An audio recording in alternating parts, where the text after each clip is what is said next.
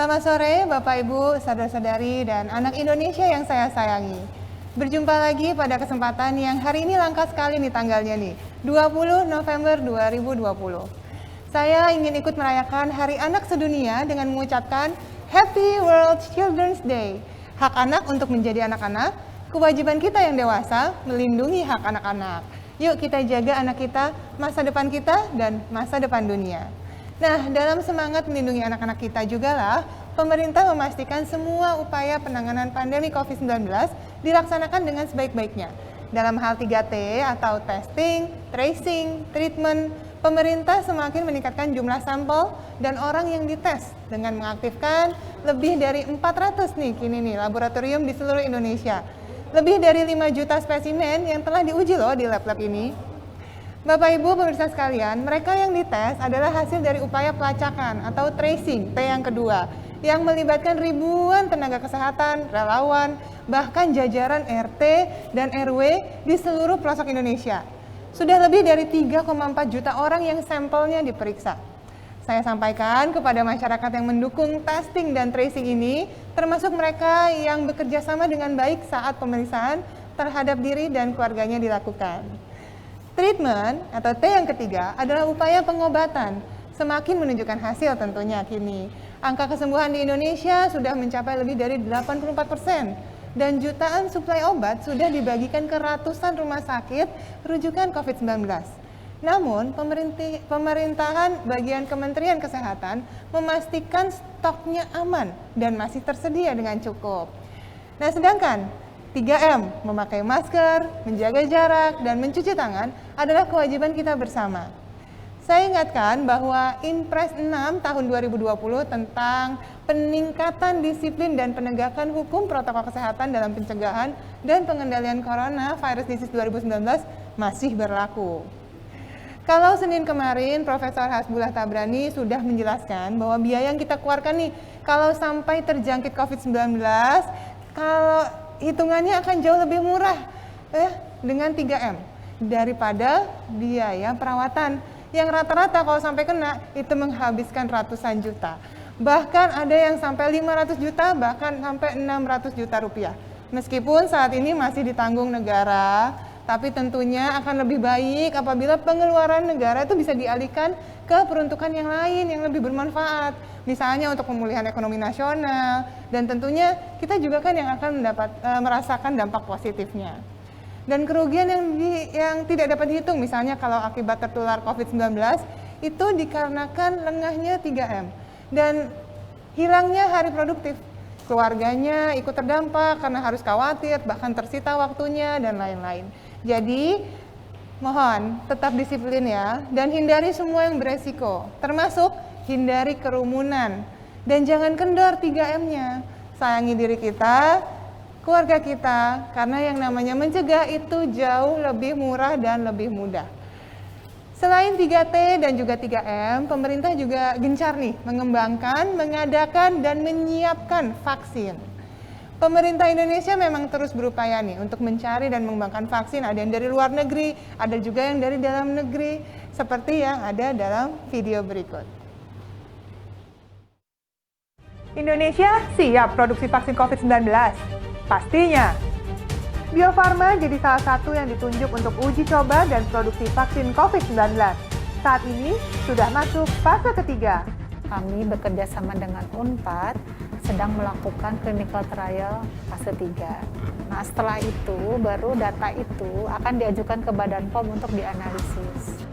Para ilmuwan di beberapa negara dunia kompak berbagi data dan pikiran agar vaksin lebih cepat ditemukan. Kita doakan segera berhasil ya, supaya ini jadi pandemi pertama yang bisa kita taklukkan lebih cepat. Bio Farma ditargetkan bisa memproduksi sampai 250 juta dosis vaksin COVID-19.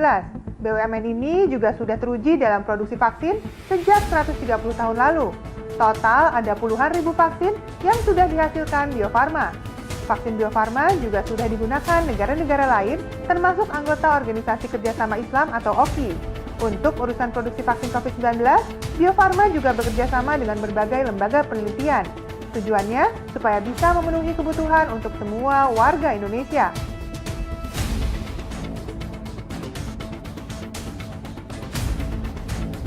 kita ingin produksi vaksin COVID ini segera bisa dilakukan. Yang perlu kita ketahui dan menambah optimisme kita bahwa kita bisa melakukan itu sendiri. Indonesia juga bekerja sama dengan beberapa negara untuk dapat mempercepat proses pembuatan vaksin COVID-19. Kita tinggal menunggu vaksin COVID-19 bisa diproduksi massal. Jadi jangan lupa, kalau vaksinnya sudah ada, nggak usah ragu. Ulama dan pimpinan agama sedunia sudah sepakat kalau vaksin itu boleh dan penting untuk mencegah penyakit. Yakin, Indonesia pasti bisa produksi vaksin COVID-19. Dalam kesempatan ini, saya sampaikan kembali pesan Presiden Joko Widodo di dalam minggu ini, termasuk saat meninjau simulasi vaksinasi di Bogor beberapa hari yang lalu.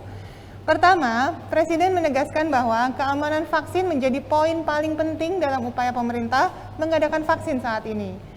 Dalam pengadaan vaksin, oleh karena itu vaksin yang akan digunakan harus masuk dalam daftar WHO atau World Health Organization, sesuai scientific, data science, dan juga standar kesehatan. Kedua, Presiden menegaskan bahwa vaksin harus melewati tahapan Badan Pengawas Obat dan Makanan atau BPOM dan harus memiliki Emergency Use Authorization dari Badan POM. Ketiga, sebelum vaksinasi dilakukan, pemerintah akan terus melakukan sosialisasi vaksin, termasuk juga sosialisasi melalui tokoh-tokoh agama agar penerimaan masyarakat akan vaksin ini akan terus meningkat. Tapi nih, ada berita baiknya. Kementerian Kesehatan bersama Indonesian Technical Advisory Group on Immunization atau ITAGI dengan dukungan UNICEF dan WHO mengumumkan pada 17 November kemarin bahwa survei terhadap 115.000 orang di 34 provinsi yang mencakup 508 kabupaten kota atau 99% nih dari total 514 kabupaten kota menunjukkan bahwa mayoritas masyarakat Indonesia telah mendengar tentang vaksin dan bersedia menerima untuk divaksinasi COVID-19. Untuk itu, pemerintah tengah memastikan bahwa aspek keamanan dan kehalalan dari vaksin dari para produsen vaksin COVID-19. Tim gabungan yang terdiri dari berbagai kementerian dan lembaga telah dikirim ke negara produsen untuk memastikan aspek tersebut. Pemerintah juga melibatkan petugas kesehatan dan membangun kapasitas mereka karena petugas kesehatan adalah sumber informasi paling terpercaya di masyarakat. Kementerian Kesehatan sudah melatih sekitar 7.000 tenaga kesehatan yang paling tidak nih sudah disiapkan menjadi vaksinator dari 23.000 vaksinator. Dan pastinya manajemen vaksin dan rantai dinginnya harus dengan cermat dilakukan. Nah, untuk hal yang terakhir ini, kita sekarang akan berbincang dengan seorang vaksinolog yang sudah terkenal di Indonesia, Dr. Dirga Sakti Rambe. Seorang vaksinolog dan tentunya spesialis penyakit dalam. Apa kabar, Dok? Alhamdulillah baik. Sehat? Selamat sore, alhamdulillah Masih sehat. terus semangat Masih menyebarkan semangat. ilmu-ilmu tentang vaksin dan Masih. juga kabarnya merawat pasien COVID-19 juga ya? Sejak bulan Maret sampai sekarang. Sampai sekarang Ya. ya, wow. Ini memang kalau kita ngomongin soal vaksinolog, ini memang masih sedikit sekali jumlahnya ya di dunia. Bener nggak sih, Dok? Kayaknya kalau di Indonesia saya cukup jarang loh dengar vaksinolog. Mungkin buat yang menonton nih sekarang nih, ceritain dulu dong, emang vaksinolog itu suatu sekolah khusus kah atau bagaimana sih? Iya, jadi orang ada mengambil sekolah khusus tentang vaksin ya. Jadi vaksinolog itu bukan berarti tukang buat vaksin, tidak. Karena vaksinologi itu suatu keilmuan sendiri ya. Di situ ada soal public health ya, ada soal ekonomi, ada soal komunikasi. Jadi dari A sampai Z. Nah, itu disebut sebagai vaksinologi, suatu keilmuan tersendiri gitu. Wow, hebat banget. Berarti memang mendalami tentang vaksin ini sendiri. Iya. Berarti kan udah paham betul nih. Seseorang yang bisa kita tanya ini, yang benar-benar, wah daripada dengerin orang yang nggak punya latar pendidikannya tentang vaksin, kita tanya aja langsung yang benar-benar jelas-jelas sekolah bertahun-tahun di luar negeri, di Italia waktu itu saya dengar ya sekolahnya ya, yang memang paham betul tentang vaksin. Jadi, karena ini banyak banget nih, Dok, orang-orang yang masih ragu-ragu, aduh vaksin gimana ya, aman nggak ya, saya berani nggak ya untuk vaksin, kan masih ragu-ragu nih. Betul. Nah, mungkin karena ragu-ragunya ini berangkat karena nggak tahu vaksin itu apa sih, cara pembuatannya apa, isinya apa. Nah, boleh nggak diceritain gimana sih sampai sebuah vaksin itu bisa ditemukan dan ada vaksin nih hasil akhirnya? Oke, jadi yang pertama kita tentukan dulu mau bikin vaksin apa gitu ya. Setelah itu kita uji coba pada binatang percobaan. Oke. Nah, setelah terbukti aman dan efektif, baru kita coba pada manusia. Ini disebut sebagai uji klinis. Uji klinis ini panjang, ada fase 1, fase 2, fase 3 yang melibatkan total ribuan orang. Tujuannya apa? Untuk memastikan satu, vaksin aman, itu paling utama. Yang kedua, vaksin efektif. Oke. Lalu setelah itu barulah suatu vaksin mendapat izin edar ya di Indonesia itu dari Badan POM. Baru kita bisa gunakan secara luas. Gitu. Berarti sampai terbentuk suatu vaksin, pasti berarti udah dijamin keamanannya dong untuk bisa digunakan. Semua vaksin yang dapat izin dari Badan POM pasti terjamin keamanan dan efektivitasnya, pasti. Wow, ini yang harus dikasih tahu nih, ditekankan kepada masyarakat nih. Masih jangan ditanya lagi gitu loh, aman nggak sih? Ya kalau udah jadi vaksinnya, udah diedarkan, diperjualbelikan, ya udah pasti aman dong ya. Nah ini kan baru-baru ini nih kita update dengan berita terkini nih dok. Ada 2 kandidat vaksin yang di luar negeri yang sudah ngeklaim, ini meskipun klaimnya klaim dari perusahaannya sendiri ya, bukan dari FDA-nya ya, bahwa dia tuh punya efektivitasnya di atas 90%. Nah kalau misalnya kita lihat nih, proses selanjutnya apa sih kalau kita lihat sebelum vaksin itu beredar sendiri gimana? Yang pertama tadi itu data itu masih sifatnya masih sementara ya. Jadi kita harus menunggu sampai hasil uji klinis fase 3 selesai. Dari situ ketahuan ini berapa efektivitas yang sesungguhnya. Setelah itu produsen atau pembuat vaksin harus mengajukan izin edar. Di Indonesia itu ke Badan POM otoritasnya. Dan setelah itu kalau Badan POM setuju, tentu ini melalui suatu review yang panjang ya, sekali lagi untuk menjamin vaksin yang dipakai adalah aman dan efektif.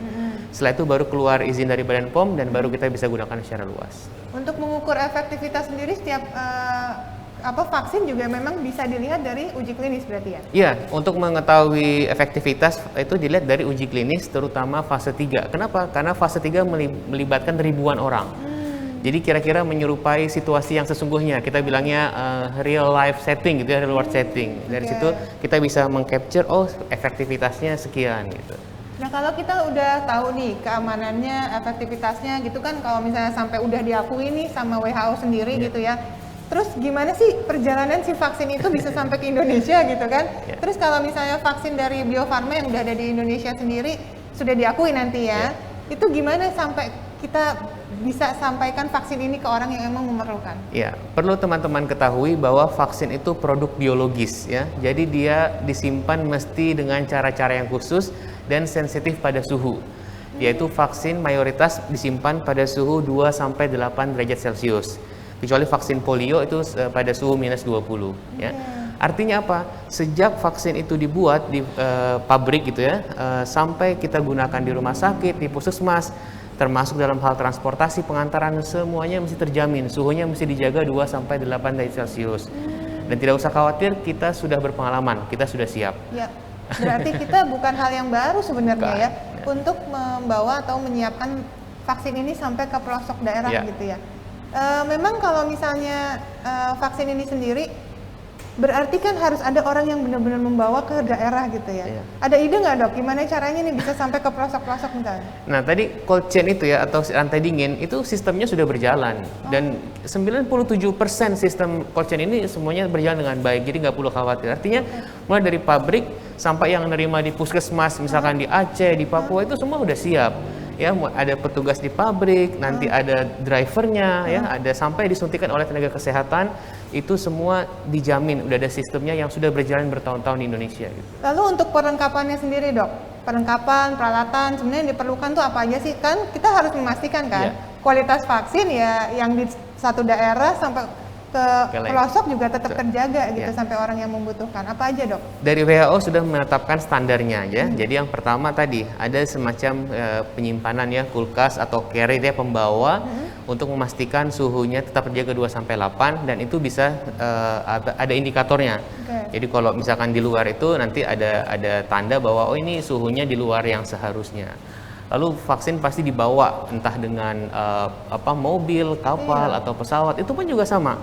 Semua penyimpanannya atau alat pembawanya, transportasinya itu semua ada sudah dibuat lapisannya khusus sehingga suhunya tetap terjaga. Dan vaksin-vaksin yang kita gunakan selama ini misalkan itu ada yang namanya VVM ya. Jadi di kemasan itu ada semacam label yang kalau dia berubah itu tanda oh ini suhunya udah di luar suhu yang seharusnya. Jadi nggak bisa digunakan. Sebegitunya kita menjaga kualitas vaksin supaya yang kita gunakan itu memang aman dan efektif gitu. Memang sudah sampai sedetil itu ternyata pemirsa kita kalau misalnya merhatiin ini para tenaga medis yang memegang peranan ini harus memastikan benar-benar kualitasnya tetap bagus sampai ke pelosok sekalipun. Betul. Gitu ya. Lalu sebenarnya nih, boleh nggak nih dok, kita ngomongin soal vaksin untuk diberikan kepada yang membutuhkan. Berarti kita ada selain peralatannya, barang-barangnya, ada satu hal lagi, orangnya.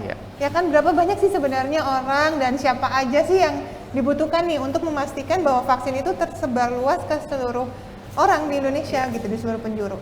Saat ini di Indonesia ada 440 ribuan ya, itu gabungan dokter umum, dokter spesialis, perawat dan bidan. Oke. Yang semuanya pasti nanti akan bergotong royong ya Wow. untuk menjalankan imunisasi program imunisasi ini. Yang kedua, dari data menunjukkan ada 23.000 vaksinator. Yap. Vaksinator itu orang yang memang sudah terlatih aktif untuk memberikan imunisasi kepada kita semua. Bahkan vaksinator sendiri juga sudah dilakukan trainingnya khusus nih oleh Kementerian Kesehatan nih ya sekarang nih, yang sedang berlangsung beberapa hari belakangan ini. Betul. Yang sudah terlatih 7.000. 7.000. Ntar rencananya dalam beberapa hari ke depan 23.000 23.000. semuanya sudah tertraining dengan baik gitu ya. Jadi sebenarnya kalau dari segi orang-orangnya, ya orang-orang yang sudah kompeten, sudah bisa, memang sudah Betul. ada Ya. dan sudah disiapkan. Ya. Masih butuh tambahan kah dok orang-orang itu?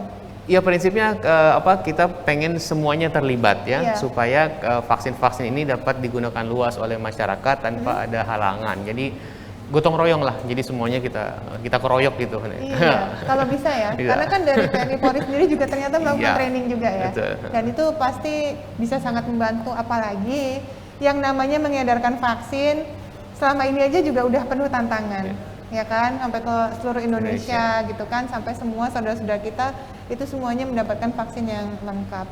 Ada ide lagi dok, boleh nggak di-share ke kita nih? Iya, jadi suatu vaksin itu kalau udah mendapatkan izin dari Badan POM itu sudah dipastikan keamanan dan efektivitasnya. Jadi nggak perlu ada keraguan. Ya, kalau vaksin-vaksin yang masih diteliti, tentu kita masih harus nunggu dulu sampai hasil uji klinis ya. Kalau ada yang mengklaim efektivitas vaksin A sekian, B sekian, nggak apa-apa. Kita terima sebagai informasi untuk pengetahuan. Tapi sekali lagi nanti efektivitas aslinya itu baru ketahuan setelah uji klinisnya berakhir. Gitu. Betul. Dan yang kedua, nanti apapun ya vaksin yang kita gunakan pada program imunisasi rutin itu tetap disimpan pada suhu tertentu yang namanya cold chain. Dan Indonesia itu sudah berpengalaman bertahun-tahun panjang sekali cold chain-nya siap pelosok ya, dari Jawa sampai ke Aceh sampai ke Papua. Jadi kalau ada vaksin nanti yang kita terima di rumah sakit, di klinik, di puskesmas itu semuanya pasti terjaga ya. Dan kalau ternyata misalkan ya mungkin ada 1-2 yang tidak suhunya tidak sesuai, itu pasti tidak akan digunakan gitu. Iya betul sekali. Jadi yang pasti keamanannya sendiri dan upayanya untuk tetap efektif gitu ya sudah benar-benar dijaga. Nah tapi ada satu hal nih, banyak orang yang bertanya kalau vaksin ini sudah ada nantinya, terus kita harus tetap begini nggak sih? Harus tetap 3M nggak sih? Ini kan banyak banget yang bertanya nih. Karena katanya sudah terlindungi dengan vaksin. Coba nih, dari seorang dokter Dirga bisa menjelaskan kepada masyarakat yang masih pikir-pikir nih gimana nanti ke depannya. Jadi teman-teman, kita selalu berupaya melakukan semua upaya pencegahan yang kita bisa. Jadi tentu 3M ya, menggunakan masker, menjaga jarak, mencuci tangan, itu penting dan mesti kita kerjakan. Nanti dengan adanya vaksin, itu akan melengkapi upaya pencegahan atau pertahanan tubuh kita. Karena vaksin punya keunggulan yang nggak dimiliki oleh pencegahan yang lain, yaitu perlindungan yang spesifik. Itu kunci dari vaksin ya. Jadi nanti sekalipun ada vaksin, tetap harus 3M. Dan sekarang kita sambil menunggu vaksinnya ada, maka senjata kita saat ini adalah 3M. Dan tentu pemerintah terus serius melakukan 3T. Nah ini semua kita kerjakan, kita berupaya supaya pandemi segera kita kendalikan gitu. Nah, kata-kata terakhir Dokter Dirga ini tadi, pandemi agar segera kita kendalikan. Syaratnya minimal apa dok? Syaratnya tadi ya, masyarakat harus konsisten dong ya dengan 3M. Terus yang kedua, nanti kalau vaksinnya sudah ada, maka kita harapkan satu, efektivitas vaksinnya baik sesuai harapan. Yang kedua, cakupan imunisasinya itu mesti luas, tinggi. Kita harapkan 70%. Berarti minimal 70% penduduk Indonesia harus divaksinasi. Oleh karena itu jangan ragu ya, kalau vaksinnya udah ada, Badan POM udah bilang ini ada izinnya, siap diedarkan, aman dan efektif. Justru harusnya kita rebutan gitu, harus segera vaksinasi ya, Langsung pengen ya. sesuai gitu dengan ya. indikasi kelompok dengan usianya ya. Gitu. Jadi nggak perlu ragu lagi, yang pasti kita justru malah persuasif ya Iya. melakukan vaksinasi. Kalau nanti misalnya nggak dapet nih ya vaksinasi yang disediakan, vaksinasi mandiri juga tetap boleh. bisa dong ya. Moga-moga kita doakan bersama kalau gitu, semoga vaksin yang ada sekarang nih semuanya efektivitasnya baik, Amin. berjalan dengan baik dan proses produksinya juga tidak ada masalah, apalagi perizinan dari Badan POM-nya ya. Terima kasih banyak loh Terima Dr. kasih, Dirga Dr. atas Isa. semua informasinya. Ini saya yakin kita semua jadi tercerahkan nih ya, karena kita sama-sama jadi paham bahwa wow, tadi melihat ceritanya Dokter Dirga, wah perjalanan vaksin itu ternyata sampai ditemukan itu nggak mudah loh, banyak sekali loh tahapannya, dan kemudian sampai disebarkan ke semua orang gitu, ribuan, jutaan bahkan ya, yang memang sudah ikut berjasa memastikan penemuan, distribusi, dan sampai menjaga kualitas vaksin tersebut. Wow, itu sebuah dedikasi loh, dan kolaborasi tentunya yang sangat luar biasa, yang ya harus dibayarnya dengan apa? Keberhasilan program vaksinasi ya dok ya, tentunya ya. Kita doakan bersama.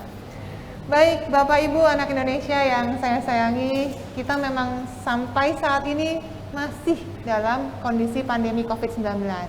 Nah, sementara menunggu vaksin, sampai nanti vaksin pun sudah ada, ingat kita tetap harus disiplin 3M. Memakai masker dengan baik dan benar, menjaga jarak aman minimal 1 meter, mencuci tangan sesering mungkin, idealnya dengan sabun dan air mengalir minimal 20 detik. Ingat, 3M ini dipraktekkan sebagai satu kesatuan, jadi tidak terpisah-pisah. Dan dukung terus upaya pemerintah 3T. Tunjukkan kerjasama baik kita sebagai warga negara untuk kebaikan kita bersama juga. Terakhir, jangan takut divaksin ya. Seperti pesan video penutup dari saya ini. Salam sehat dan sampai jumpa. Thank you, Dok.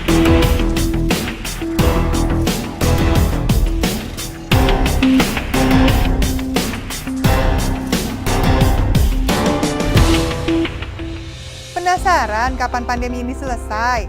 Salah satu sinyal positif kita untuk keluar dari pandemi ini adalah saat sudah ada vaksinnya. Kabar baiknya, vaksin COVID-19 sedang dalam masa persiapan untuk diproduksi. Salah satu tempatnya di sini nih. Tapi sebelum bahas soal kemajuan vaksin itu sendiri, udah tahu kan kenapa vaksin itu penting? Wajar ya kalau saat pandemi kayak sekarang ini, semua perlu dijelasin secara detail. Tapi vaksin sebenarnya bukan hal yang baru kan? Kita sudah akrab kan dengan vaksinasi sejak kecil? Mungkin bagi sebagian lebih tahu kalau saya bilangnya imunisasi.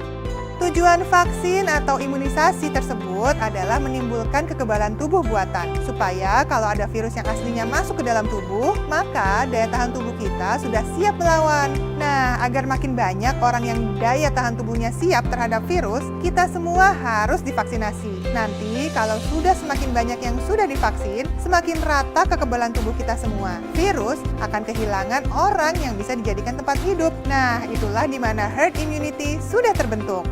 Apabila sekelompok manusia atau masyarakat memiliki imunitas terhadap suatu penyakit infeksi. Dan perlu dipahami bahwa herd immunity itu bisa terjadi apabila ada suatu proses imunisasi. Inilah kenapa vaksinasi jadi salah satu metode yang paling efektif untuk menekan penyebaran virus yang sangat cepat. Terus buat yang nanya, vaksin ada efek sampingnya nggak ya?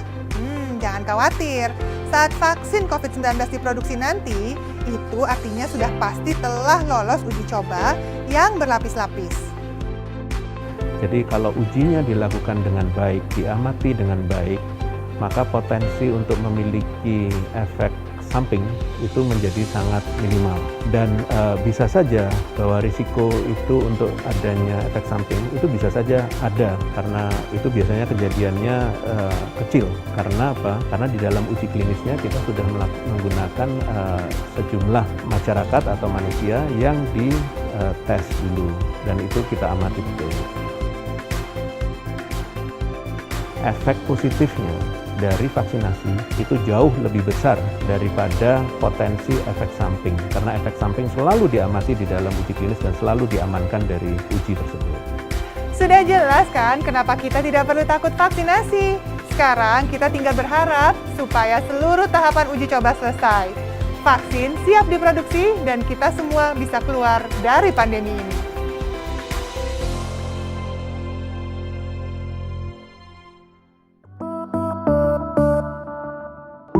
Tak perlu kau resah, jangan kau sesah, karena ini semua melangkah bersama, saling menjaga, taklukkan problema. Oh, kita pasti bisa. Bangkitlah kesehatan ekonomi Indonesia. Bersabar bersyukur di sini. Vaksin